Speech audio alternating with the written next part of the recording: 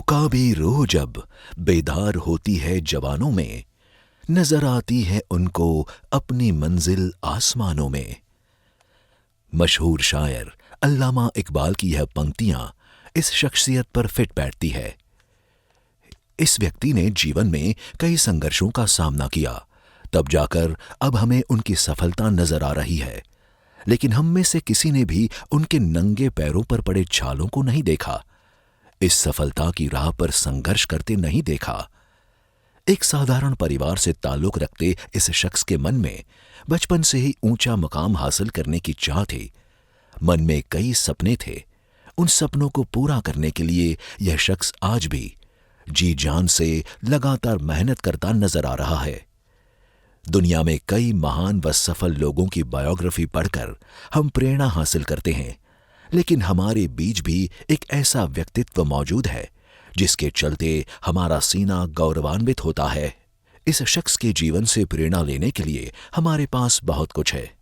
यह शख्स आज युवाओं के लिए बिजनेस आइकॉन बन गया है, लोगों का आदर्श बन गया है, शिक्षा गुरु बन गया है, समाज का रहबर बन गया है, सच्चा समाज सेवक बन गया है, वह बेसहारा का सहारा बन गया है, लोगों का हमराह बन गया है। हमें गौरवान्वित करता यह शख्स हमारे बीच ही खड़ा है। इस शख्सियत का नाम है डॉक्टर फारूक गुलाम पटेल।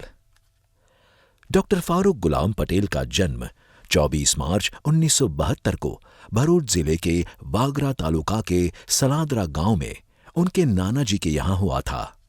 डॉक्टर फारूक पटेल के पिताजी गुलाम पटेल भरूच जिले के त्रालसा कोठी गांव में रहते थे। पिता गुलाम पटेल गुजरात स्टेट ट्रांसपोर्ट यानी कि जीएसआरटीसी संचालित झगड़िया डिपो में बस कंडक्टर के पद पर कार्यरत थे। वर्ष 1974 में जब फारूक पटेल की आयु 2 साल की थी, तब उनके पिता गुलाम पटेल का तबादला सूरत अडाजन एसटी डिपो में किया गया। वे अपनी पत्नी रसीदाबैन और बेटे फारूक को लेकर सूरत के अडाजन गांव में एक छोटे से किराए के मकान में रहने आ गए। बस कंडक्टर के रूप में पिता गुलाम भाई की प्रति माह सिर्फ 700 रुपए की आय थी, इसलिए उन्होंने बेटे फारूक को सूरत म्युनिसिपल कॉरपोरेशन संचालित भंडारी मोहल्ला कणबीवाड़ स्थित एक सरकारी स्कूल में भर्ती कराया। पहले से ही काफी इंटेलिजेंट फारूक पटेल की अच्छी पढ़ाई के चलते स्कूल शिक्षिका शांता बहन ने उनकी माताजी रसीदा बहन को किसी अच्छे स्कूल में उनका एडमिशन करवाने की सलाह दी। माताजी ने फारूक को 5वीं कक्षा से श्रीमती वीडी देसाई वाड़ीवाला स्कूल में भर्ती कराया। यहां फारूक ने 12वीं कक्षा तक पढ़ाई की। परिवार की मदद करने के इरादे से फारूक पटेल ने जल्द ही कुछ कामकाज करने का मन बनाया और 12वीं कक्षा के बाद तुरंत एक्सपोर्ट इंपोर्ट का काम सीखने के लिए मुंबई अप डाउन करने लगे। इस बीच उन्होंने परिवार का गुजारा चलाने के लिए एक चश्मे की दुकान में भी काम किया। कुछ समय ऑटो रिक्शा भी चलाई। हालांकि उन्हें नौकरी व ऐसे छुटमुट कामों से लगाव नहीं था। वह कैसे भी करके बिजनेस में हाथ आजमाना चाहते थे, इसलिए उन्होंने सूरत के विश्वविख्यात कपड़ा उद्योग में हाथ आजमाने का फैसला किया और प्रशिक्षण लेने के लिए सूरत की प्रचलित कपड़ा की दुकान में काम करना शुरू किया।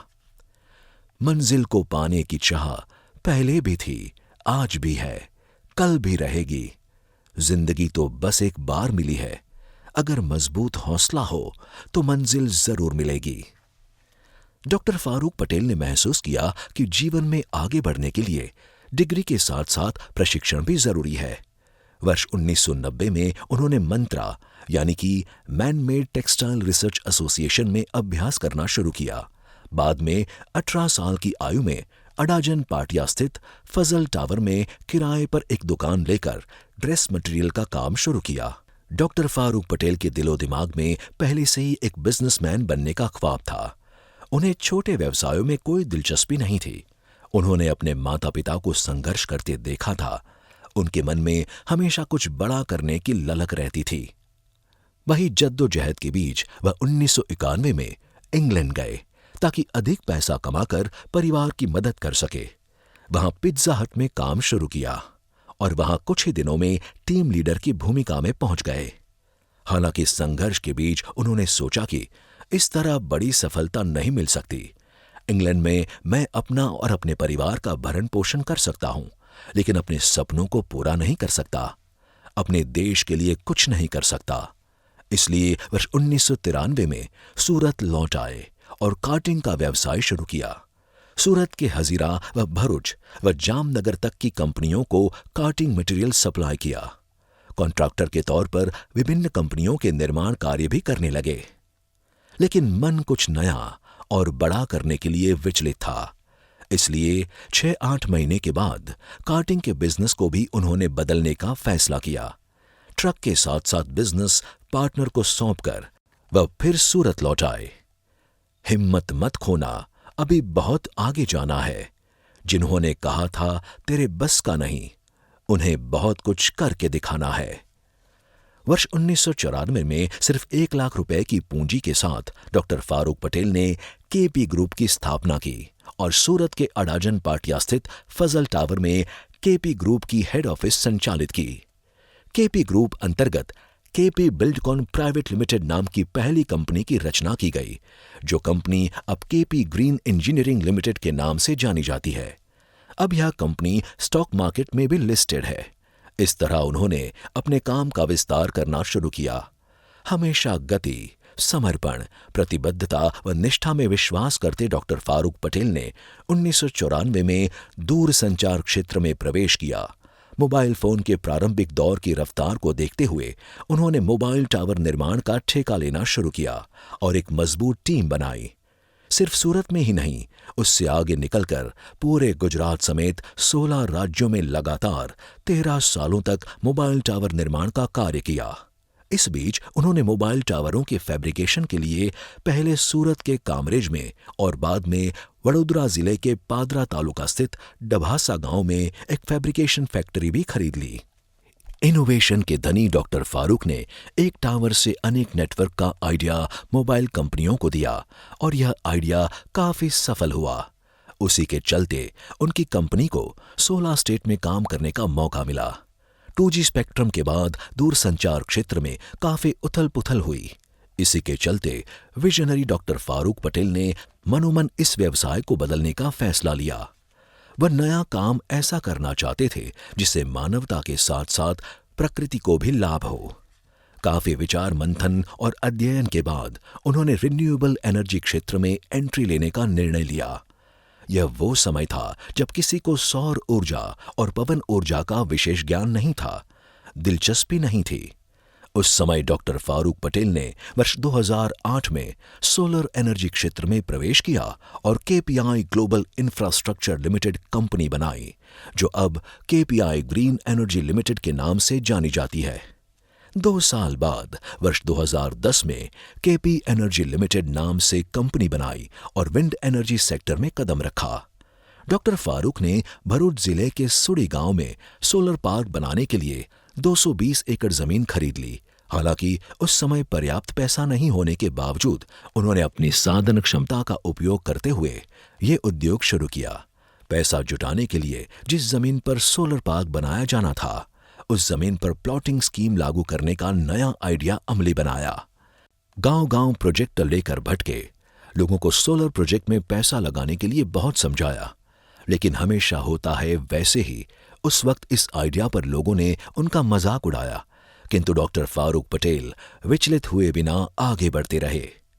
जब हौसला बना ही लिया ऊंची उड़ान का, फिर देखना फिजूल है कद आसमान का। डरना नहीं यहां तो किसी भी चुनौतियों से, बस तू ही सिकंदर है सारे जहान का।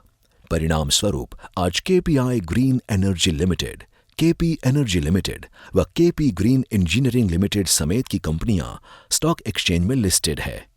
आज कंपनी की प्रोफाइल में हजारों एकड़ लैंड बैंक है, अनेक जगह पर विशाल सोलर पार्क है, वह लगातार आगे बढ़ रहे हैं।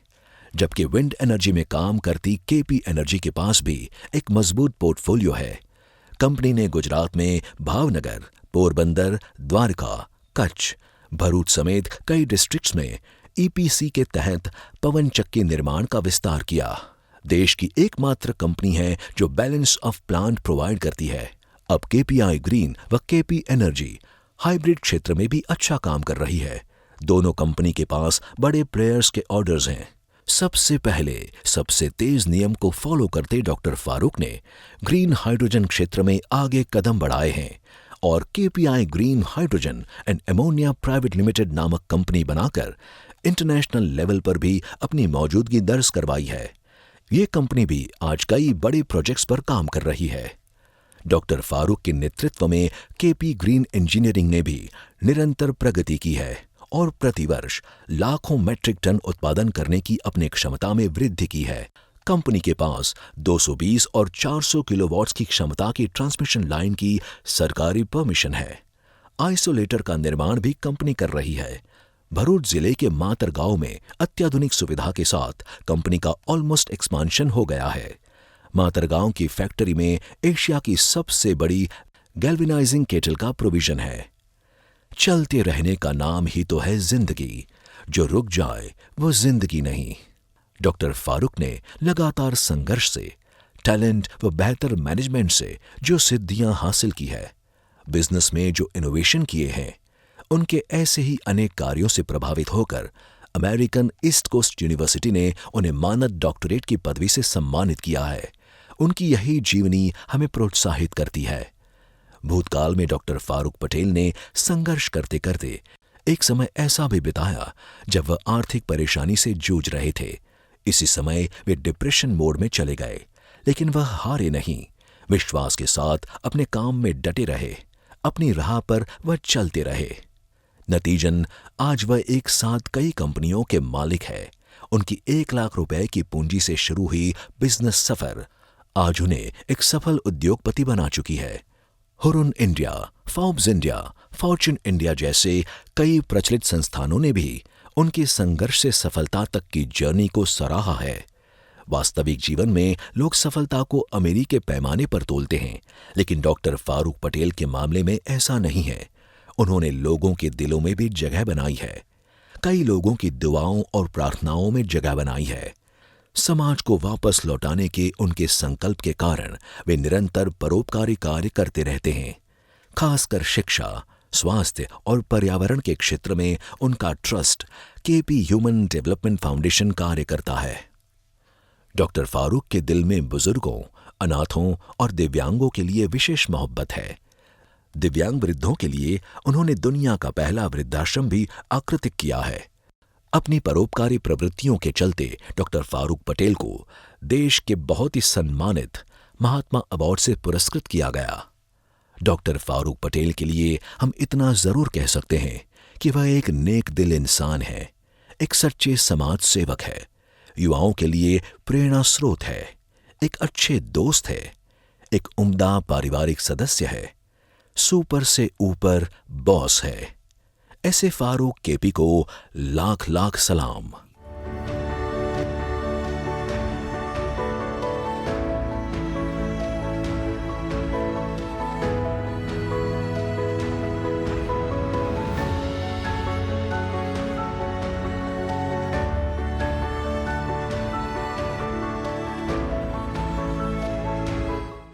अभी न पूछो हमसे मंजिल कहाँ है, अभी तो हमने चलने का इरादा किया है। ना हारे हैं, ना हारेंगे कभी, ये किसी और से नहीं खुद से वादा किया है।